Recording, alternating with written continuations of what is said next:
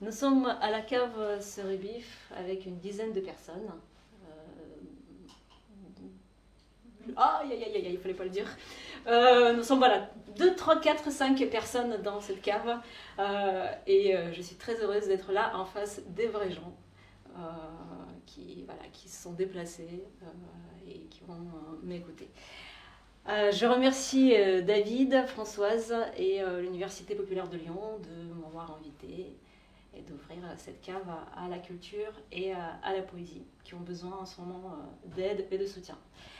Je vais lire quelques extraits de ce livre qui s'intitule Doucement, point d'exclamation entre parenthèses, parce qu'il se lit de deux façons. Et c'est publié chez publi.net à la collection L'Esquif. Ensuite, on va discuter de ce texte avec mon ami Grégoire Damon, qui est aussi un poète lyonnais que j'aime beaucoup, et je sais qu'il a lu mon livre, et du coup, il pourra en parler aussi avec moi et échanger.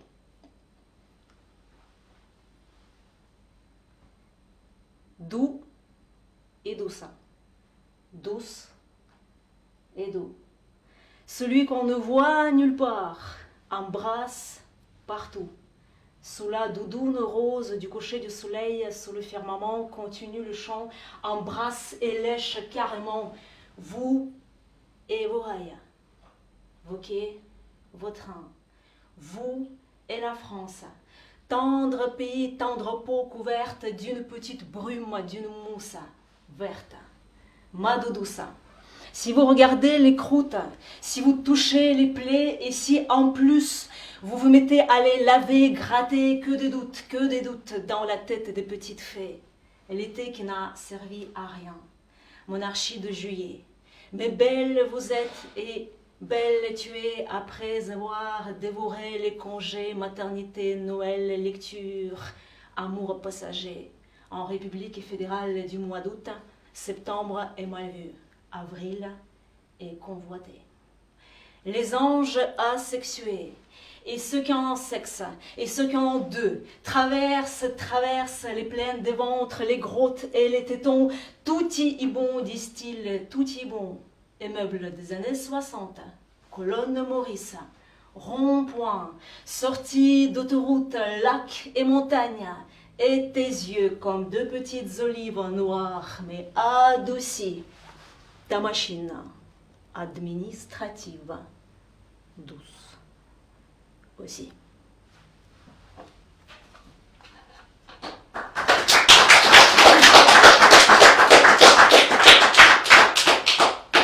Immeuble bateau n'a point de capitaine. L'allocation pour certains et certaines pour d'autres, la réunion du syndic. Les antennes captent les signaux provenant des exoplanètes fraîchement découvertes, mais les signaux provenant des bleds, Pologne, Bretagne, Auvergne, Martinique, Arménie, Maroc, etc. sont beaucoup moins nets ici, et c'est panique à la colloque. Les ondes de France Inter et de RFI, tout comme celles d'Al Jazeera et de Radio Courtoisie, sont beaucoup moins nettes ici, pour ne pas dire inaudibles. Moins ci, moins ça, à en vouloir soustraire le bruit terrible, l'éternité revient, patrie cosmique. Le syndic, comme son nom l'indique, est saint d'esprit, organisé, disponible de temps à autre, envoie des anges pour relever les compteurs. Bonheur, bonheur, en blanc, en or, en bleu. Les meubles bateaux. Prends soin de tes antennes, beauté, va te promener, promène le chien de la rage à la laisse rouge, avant qu'il ne chie du sens et du non-sens des origines étranges. Un jour où, à la place des déclarations d'impôts, tomberont dans nos boîtes aux lettres les déclarations de guerre que nos pays respectifs enverront ici, s'enverront entre eux. J'irai chercher dans la cave la carte de France pour la sortir, toute bleue toute froide sur le balcon. J'irai la boire lentement et dire aux environs, le vin est bon, tenaces sont les connasses, tristes les princesses, perdus les patrons, dire pour qui veut mélanger le non-sens et le sens dans une petite boule en verre essoufflée qui volera aux éclats. De dormir, essaye, à mourir, recommence, qui danse, toi.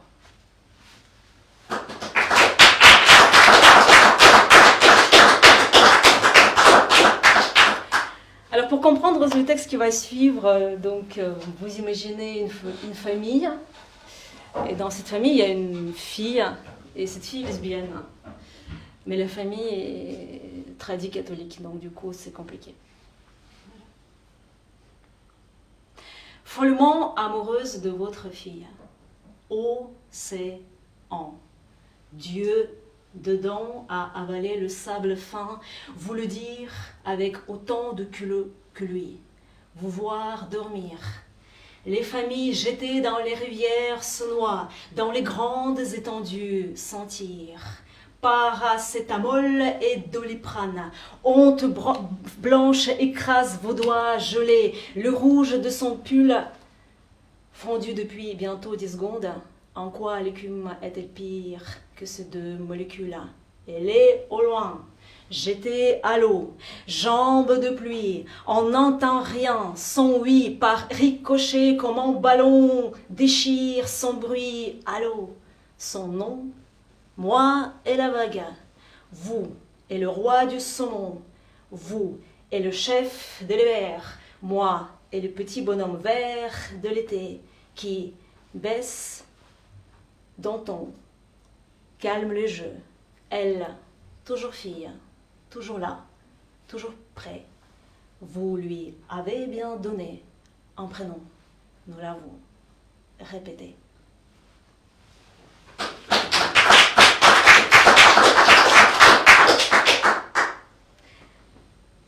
Ne tombe pas du balcon, Marion. Loup a nourri son bataillon, mal, sans amour, sans chaleur. À l'autre bout du jardin, chien et lion, seuls contre tous, soit l'une de leurs, ils seront millions. Comme les copains de la fac qui se multiplient, nagent dans le lac de l'amour, montent à Paris à jamais, adorable, câlin. En fin de compte donc tombe Marion du balcon, mais plus loin.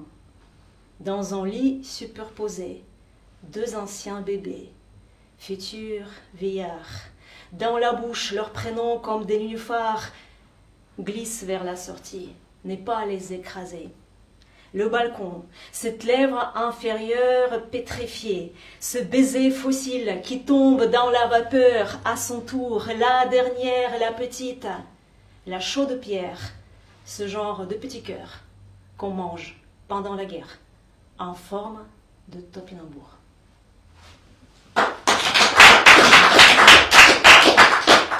Et donc là, je vais rejoindre mon camarade, je n'ai pas peur de prononcer ce mot parce que c'est vraiment de la camaraderie qu'il s'agit, Grégoire Adamo.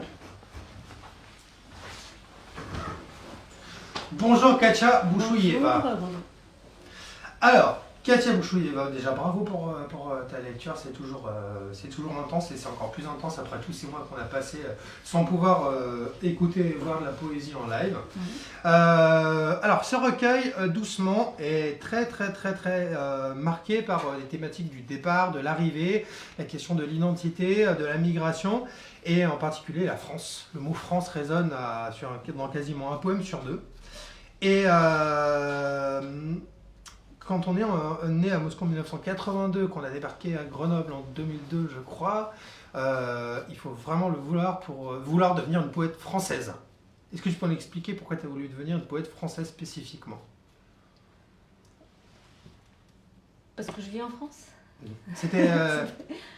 c'est voulu en fait, c'était mon objectif. Voilà. J'espère de pouvoir l'atteindre. Donc c'est pas... Puis la langue française, c'est une langue qui accueille en fait. Je ne suis pas la première, on est plusieurs. Et dans ce cas, en France, il y a Linda Maria Barros qui est roumaine, qui est une poète francophone reconnue. Il y a eu Gerasim Luka, il y a d'autres. En fait, la langue française accueille. Et puis c'est vrai qu'après, moi, je ne suis pas. C'est pas ma langue maternelle, le français, mais c'est une langue de vie. Donc c'est une langue apprise qui est devenue une langue de vie. Donc j'écris en français. Ok. Il y a quelque chose qui est assez doux amer dans le livre, en particulier au niveau, du rapport à la France, c'est qu'il y a quelque chose que je trouve assez beau, c'est que tu arrives à dire quelque chose qui est de l'ordre de la déclaration d'amour à ce pays, sachant qu'on sait qu'il y a eu quelques années, il y a eu 2-3 petits sous Sarkozy, qu'il y a eu, comment dire, l'administration t'a fait 2-3 petites difficultés pour t'accueillir ici, et t'arrives encore. Et d'ailleurs, il y a un texte de toi qui est paru dans un recueil précédent qui s'appelle, qui fait La Dame de l'accueil voudrait être sexy, un café allongé et vivre en démocratie sur la préfecture des étrangers. Oui, c'est ça. Ça s'appelle le guichet numéro 13, voilà. numéro 2. Qui est un texte assez caustique justement sur cette machine administrative. Or, là, tu dis que la machine administrative est douce aussi. Bah oui. Mais moi, en fait, c'est pas une réflexion militante ni engageante, c'est une réflexion de poète. Donc, je vois une femme qui est douce, qui a des jolies... Enfin, qui est douce. C'est pas ça, c'est que moi, j'ai vu ça. Et puis, l'administration au sens large... Il y a tout type d'administration en fait dans ce texte, donc je ne prends pas que mon propre problème, du coup ça me permet de parler d'autres types d'administration. Et il y a des personnes réelles et physiques qui sont là, il y a des corps, voilà, moi je m'adresse aux corps qui sont aussi pour moi des âmes en fait, ça va ensemble, l'âme et le corps, voilà. Donc c'est un être devant moi, et elle a des yeux d'olive. Je vois pas plus loin en fait. Il y a beaucoup de poèmes. Il y a beaucoup de poèmes qui font référence à des personnes réelles dans tes textes. Oui, en fait c'est ça. En fait, moi je vais écrire ce livre pour une raison. Enfin, j'ai commencé pour une raison personnelle, une raison presque corporelle, physiologique. C'est une nostalgie de ce que je vis déjà en fait. C'est une nostalgie du présent. Donc j'ai besoin de le garder. Et c'est un livre qui me permet par le langage garder ça, savourer en fait, c'est tout ce que je rencontre. Et donc il y a des personnages réels. Si tu as lu le livre, tu as vu, il y a Marion, il y a Sofiane, il y a Jennifer, il y a voilà, il y a tout ça, c'est ces gens en fait, Marion, voilà, donc c'est des personnes réelles que j'ai rencontrées et je danse à partir de là en fait. Je danse à partir des êtres réels que je vis en face. Et puis je crois que je me suis pas trompée, parce que là tu vois, ça fait un moment qu'on ne voit pas des gens, enfin qu'on voit de moins en moins des gens réels en face de nous. On est souvent en live où on rencontre que des personnes qui sont vraiment très proches, donc on est un peu isolé. En tout cas on l'a été pendant un certain temps. Et donc c'est ce qui est le plus précieux en fait. Voilà, c'est des êtres et des paysages. Donc il y a beaucoup aussi des lieux situés. Voilà. C'est ça que j'ai envie de garder pour moi, en fait.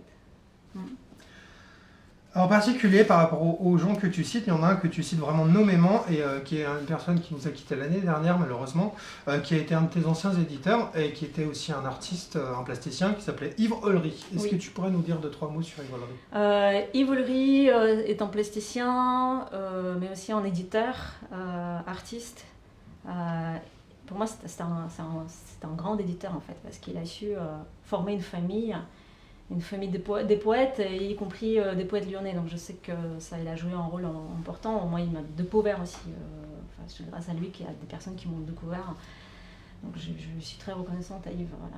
C'est quelqu'un qui nous a quittés au mois de mars, le 31 mars, je crois, l'année dernière. C'était quelqu'un qui a fondé la maison d'édition Color Gang. C'est ça. Color Gang, qui est une maison d'édition qui avait une double casquette à la fois sur le théâtre et sur la poésie, même si on sait que la frontière est ténue, en particulier chez certaines camarades comme Claire Rangade, Patrick Dubost. Patrick Dubost aussi. C'est difficile de faire la différence entre les deux, mais moi personnellement, en tant que lecteur, j'ai beaucoup de recueils de Color Gang, et c'est des recueils que je relis assez fréquemment, que ce soit toi, que ce soit Claire Rangade, que ce soit Béatrice Brero, Bernard Degley, etc. C'était une fabuleuse maison d'édition, il ne faudrait pas qu'on en perde le souvenir. C'était mon papa, c'est un de mes pour moi c'est Yves, c'est quelqu'un qui fait partie de ma famille, donc c'est normal qu'il se retrouve dans ce recueil. À propos de famille et à propos de papa, tu t'appelles donc Katia Bouchouïeva, et pas Ouais. Bouchoueva comme la plupart des francophones le prononcent. Et a un texte qui est dans ce recueil qui s'appelle C'est doucement et qui est dédié à un monsieur qui s'appelle Alexandre Bouchouïev. C'est quelqu'un que tu connais. C'est quelqu'un que je connais. Mm. C'est ton père. C'est mon père. Voilà. Il est russe, Il est russe. il vit à Moscou Et il vit à Moscou. et ouais. ne lit pas le français. Ah non, pas du tout. Pas du tout. Pas du tout. Il a essayé, mais il n'arrive pas. Donc voilà. Donc, il ne saura jamais vraiment ce qui est écrit dedans, même si j'ai essayé de le traduire. C'est vrai que t'as pas une écriture qui paraît au premier abord très facile à traduire. Ouais, c'est Puisque très tu joues c'est énormément opaque. sur, Moi, j'écris des choses opaques et j'essaie de faire de la magie avec les mots. Enfin, en gros, et voilà, je l'assume totalement. Oui. Des fois, c'est incompréhensible, mais c'est comme ça. Il y a toujours un Mais voyage. pour moi-même, oui. Il y a toujours un voyage. Ouais. Moi, c'est extrêmement évocateur. Je peux relire 4 fois tes textes à 2 jours d'intervalle et voir 4 fois des sens différents. C'est ça que j'adore dedans. Et c'est pour ça que pour moi, c'est très riche et que c'est des textes vers lesquels je vais revenir assez régulièrement. Et ça tombe bien. En plus, ça parle de voyage. Et d'identité, beaucoup. Oui. De petits bouts d'identité. Des petits bouts d'identité, ouais. Qui ne sont pas vus comme quelque chose de forcément glorieux, de quelque chose de nationaliste, martial. Mais il y a un texte où tu dis des petits bouts d'identité, chaud, ciblotier ou quelque chose comme ça, chaud douillet. On a l'impression qu'il y a quelque chose de l'ordre plus du recroquevillement, de l'intime presque, dans l'identité. Ça peut très tendre une identité, quelque chose à... Parce que c'est là où on est fragile. C'est pour ça que d'ailleurs, des fois, on se bloque là-dessus parce que c'est très fragile, ça fait partie de notre enfance. Il y a différents types d'identités, géographiques, professionnelles. Souvent, on en a 4-5 identités qui sont là. En fait, on est en 3D et puis voilà. Et puis, c'est des choses qu'on a envie de garder. Ça se comprend. Et pour moi, il y a quelque chose d'animal, mais... animal dans le sens de douceur, parce que l'animal il peut y avoir un côté bestial chez les animaux. Il y a beaucoup d'animaux aussi dans le texte. Souvent là c'est du coup un texte qui s'appelle Petite chèvre. Donc pour moi c'est une chèvre en fait, une petite chèvre quoi. Donc qui peut à un moment donné faire beaucoup de dégâts cette petite chèvre aussi. C'est énorme. Mais voilà, c'est quand même voilà, c'est toujours cette opposition entre la douceur et la violence sur laquelle j'ai réfléchi tout le temps. Comme dans Les oursons sont heureux, un Comme des dans Les princesses dans le oursons, recueil, l'ourson c'est mignon, c'est doux, ça fait des câlins, mais par contre l'ours adulte, c'est Ouais. quelque Et chose dans qui l'autre peut sens déchirer. aussi, ce qui est violent peut devenir très câlin. Il y a une thématique effectivement de l'amour, de la rencontre très très forte dans les textes, mais il y a aussi quand même le champ lexical de la plaie, de la blessure, de la maladie, mais surtout de la plaie et de la blessure qui est très très très très fort et très, C'est vrai et très très fréquent dans le texte, absolument. Hein. J'ai pris des notes dans mon bouquin, Ouais. je peux en ressortir. Ma doudouce, si vous regardez les croûtes, si vous touchez les plaies, ça tu l'as déjà lu tout à l'heure. Je sais qu'il y en a vraiment beaucoup. Hein. Et du coup, je fais quoi avec ça? Bah, c'est assez ambigu parce que Ouais. voilà, la thématique de la plaie, etc. Ton corps, ta fidèle machine. Ouais. Bouton, diarrhée, rage dedans, angine, ton corps, ta fidèle machine te répond. Il y a une espèce d'ambivalence entre une espèce Oui. d'euphorie et puis quelque chose quand même de douloureux. Exactement. Et puis, t'as pas l'impression que quand tu écris, enfin, du coup, je te pose la question parce que... Mais moi, j'ai cette impression quand j'écris les textes, c'est que quelque part, je reconstruis quelque chose de corporel, en fait. Comme des petits corps, des petits Christ, tu vois, comme Ouais. ça, donc des petits êtres comme ça qui sont vivants, en fait. J'ai discuté de ça il y a un mois à peu près avec Patrick Dubost. Je crois que c'est lui, en plus, c'est son idée, en fait. Je le pique. C'est lui, il disait, voilà, je construis quelque chose, il y a un être, il y a... Alors, lui, plutôt... C'était en objet artisanal, mais ça peut être en objet, mais aussi à un moment donné, cet objet, c'est plus un objet, c'est un corps, et puis on le construit. Alors la grande question pour moi, c'est de dire, est-ce que je le construis, est-ce que je le fais naître, ou est-ce qu'en fait, il existe déjà quelque part. Et moi, avec la poésie, avec les mots, je viens le chercher et je viens de le rendre visible. Donc par une certaine transformation, par une langue, dans un poème, il devient visible, alors qu'il était jusque-là présent, mais invisible. Donc est-ce qu'on crée, ou est-ce qu'on recrée et rend visible quelque chose qui existe déjà dans la nature? Mais oui, du coup... Et t'as pas de réponse à cette question? Non. Non. Pour l'instant, c'est le grand mystère. Bah non. De l'incarnation. Oui. Voilà. Et ça, tout à l'heure, tu parlais de ton poème Petite chèvre. Et ce poème, j'aime beaucoup. C'est un de mes préférés du recueil. Et je le trouve justement complètement dans cette ambivalence de l'identité. Parce que Tu te définis, tu t'es créé comme poète française. Pourtant, tu parles de sortir du placard, je cite, avec plus ou moins comme attribut, la croix des vieux croyants de Sibérie, la tête de Marx, les lunettes de Tchekhov. Oui, c'est ça. C'est comme un coming out de poète russe. C'est un coming out de poète russe, ouais. Je l'assume. Donc cette culture là derrière, le côté très... Bien sûr, tout ça c'est complètement vrai. J'ai une famille de vieux croyants derrière moi, enfin du côté de ma grand-mère. Mon père est marxiste, et puis les lunettes de Tchekhov, voilà. Donc mais c'est vrai qu'il y a un côté un peu stéréotypé, mais c'est pas grave. Mais c'est pas grave. C'est pas grave. Et après il y a d'autres personnages qui arrivent, voilà, chacun avec son animal en fait. Et la thématique du vin?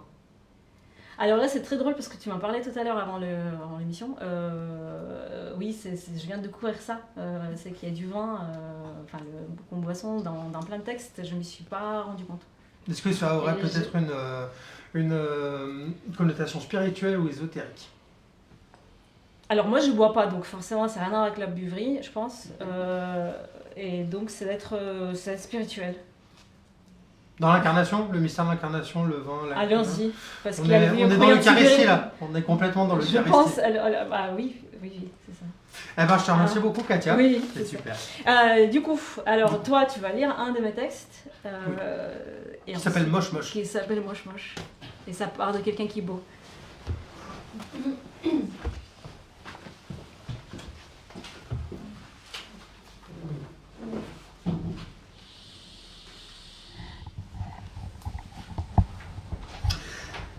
Les riches voyagent, les pauvres migrent. Mon tigre, allongez-vous sur le dos au bord de l'eau. Vos yeux grêlons ont toutes les raisons du monde de tout briser dans l'air. Quand le drone de ton destin foutraque trace deux petites lignes perpendiculaires, mange la ligne horizontale, c'est la colonne vertébrale. Prends la ligne verticale, c'est là où le petit rat s'installe. Mon frère le ver de terre rechante l'hymne national. À toi, nouveau venu. Rat, tigre, grue, c'est selon.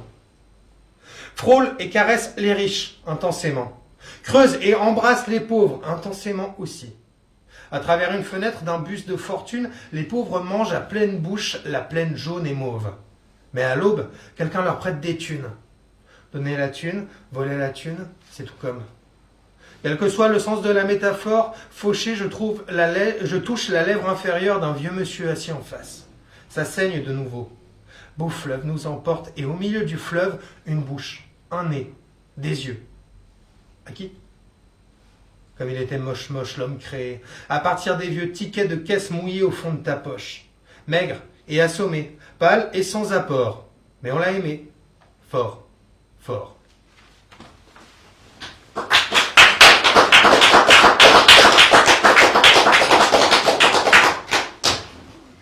Petite chèvre dont on a tant parlé tout à l'heure. Et moi aussi un jour, je sortirai de mon placard la croix des vieux croyants de Sibérie, la tête de Marx, les lunettes de Tchekhov, et j'arriverai et je dirai un qui ira, s'il vous plaît. Et lui aussi, un jour, il arrivera avec son livre sacré, son Avesta, toutes les sentences de Zarastre sur le front, viendra, dira « Pardon », arrachera votre astre. Et lui aussi, et toi, et vous, tous, toutes, les ridicules ne tuent pas, mais se noiera dans un petit verre. L'Indien de l'Amérique et de la Drôme, de la Savoie, de Naples, de la Sainte Russie. Écoutez, le bon vin, mangez, la bonne musique. Les barbus sous la pluie du mois d'août viendront aussi, mais s'ouvre la porte, se casse la mer, et c'est les gars de l'Atlantide qui l'emportent. Au début de l'amour, à la fin de l'été, à travers le plus long, le plus froid corridor, chacun viendra avec son bout d'identité. Tout petit, tout chaud encore, touché, chaton, petite chèvre, griffe, s'endort.